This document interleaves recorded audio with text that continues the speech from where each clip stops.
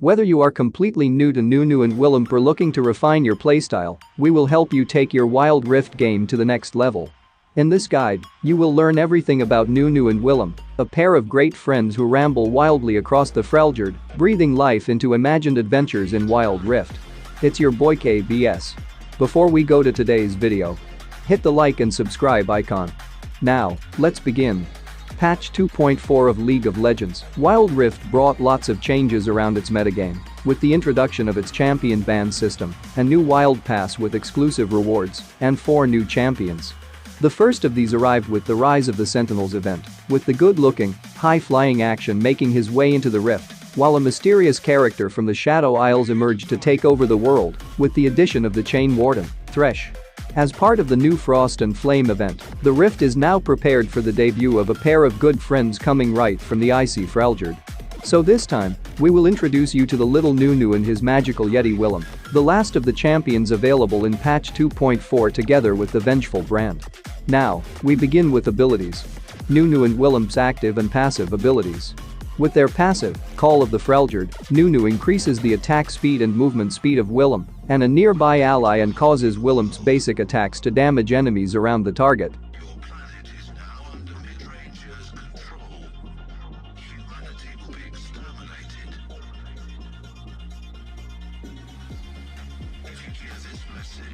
Next, first ability, Consume. Willump takes a bite out of a minion, monster, or enemy champion, dealing damage and healing himself.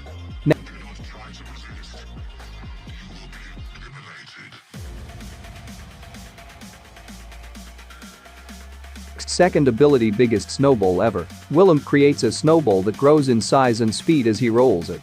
The snowball damages and knocks up enemies.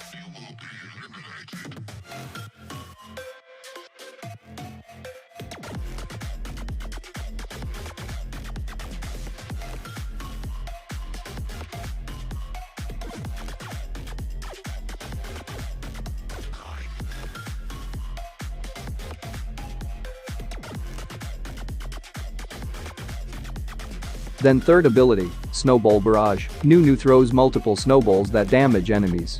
When he's finished, Willump roots any champions or large monsters that were hit by a snowball.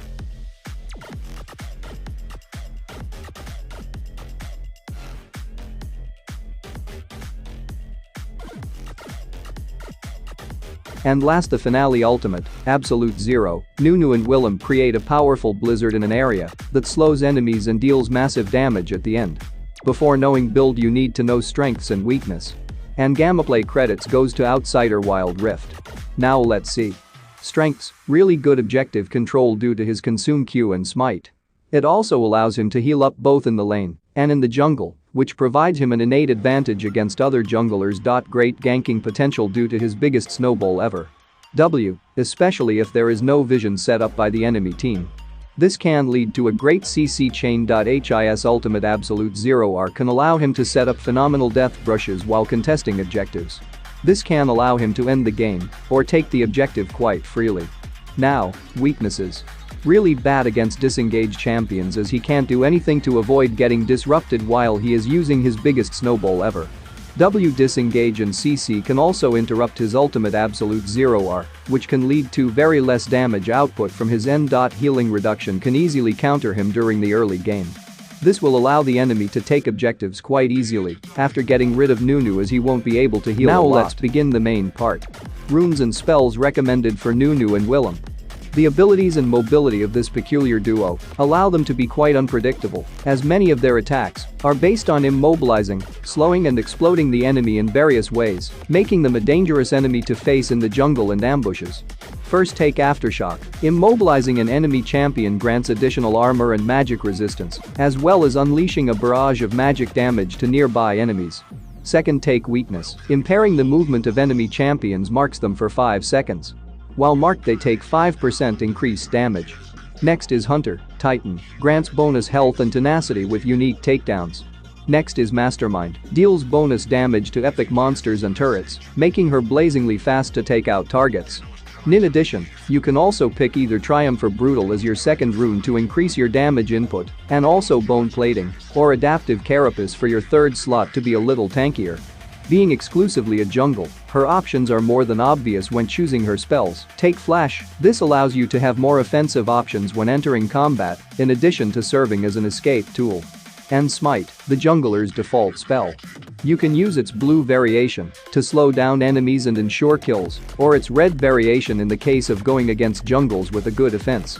Next, the best items for Nunu and Willem. As for the objects for the boy and his Yeti, it will be necessary to find a balance between offense and defense, providing them with a lot of resistance for individual and team battles, and always focusing on the mid and late game. First, Sunfire Aegis grants 500 HP, 15 ability haste, and its immolate passive deals magic damage to nearby enemies. This effect can be stacked as you attack more enemies. Then take Dead Man's Plate, grants 225 HP, 50 armor, and whenever you move, it will build momentum, granting a max of 50 move speed at 100 stacks. The attacks you hit will expend all momentum to deal bonus magic damage equal to the number of stacks. Then Spirit Visage increases 350 max health, 100% health regen, 45 magic resistance, and 10 ability haste. Plus, it also increases all healing, regen, and drain effects on yourself by 30%. While his key items are well defined, you will have two options to nurture his defense, whether you want to focus on increasing your physical or magical defense, but feel free to combine both types of items for special occasions. For physical defense, plated steel caps with Glorious or Gargoyle Enchant, Thornmail, and Frozen Heart or Randuin's Omen. For magic defense, Mercury's Treads with Glorious or Gargoyle Enchant, Force of Nature, and Abyssal Mask or Warmog's Armor. Now let's see a build plan. First of all, early game. You are really good at securing objectives in the early game. Look to secure objectives whenever they're up. Find a healthy balance between ganking your allies, farming your jungle, and securing objectives. Make sure you do not fall behind in XP by trying to constantly gank. Look to repeatedly gank lanes that are overextended or flashless. Your champion is very good at repeatedly ganking lanes over and over again. Now mid-game. Continue to pick up and secure jungle camps whenever possible. Not falling behind in the mid-game is crucial as a jungler, so make sure you continue to farm. As you're a jungler, you need to try and secure every Drake during the mid-game. Getting them and securing the Dragon Soul for your team will increase your chances of winning the game. Look for picks with your team. If you can pick someone off, make the call for Baron or Dragon to further your lead. Now for late game, after going in with your ultimate absolute 0R, be prepared to fall back and peel for your allies in late game team fights. To make getting on the enemy backline easier, group with your team, but stay off to the side. If you flank from an unwarded bush, the enemy will find it harder to react to your all-in. Avoid splitting or being away from your team in the late game, as the enemy will force a fight while you're gone. Play around your ultimate absolute 0R in the later parts of the game. Avoid fighting unless your ultimate absolute 0R is up. Fighting without it will make the late game team fights much harder. Delay fights and be prepared to disengage if it's still on cooldown. You can see here the jungle route. First of all, start at Crest of Cinders, ask your top lane for a leash. If they are lame and don't help, use Smite, level up biggest snowball ever. Then roll over to Crimson Raptor, auto attack the large one 3 times and consume, it will die. Auto attack the small ones, allow burn damage to apply as it can kill them. Before deciding what to do next, take a look at both top lane and middle lane. If the enemy is pushed up past the middle of the lane, you can use your biggest snowball ever to gank them, as many players do not ward. Expect a level 2 gank, avoid tanking turret. If enemy flashes, just continue your pathing. If you gank top, you can attempt to go to the enemy's Crest of Insight, but it is risky. If neither are gankable, proceed to your Greater Merc Wool for Crest of Insight. Take your Crest of Insight. If you got a leash on Crest of Cinders, use Smite here. Upgrade Snowball Barrage. Similar to earlier, take a look at bottom lane and middle lane. Are the enemies pushed up or near death? If so, use biggest snowball ever to gank either one, and make sure to use Snowball Barrage to lock them down. If no ganks are available, feel free to take Gromp. Rift Scuttler should have spawned by now.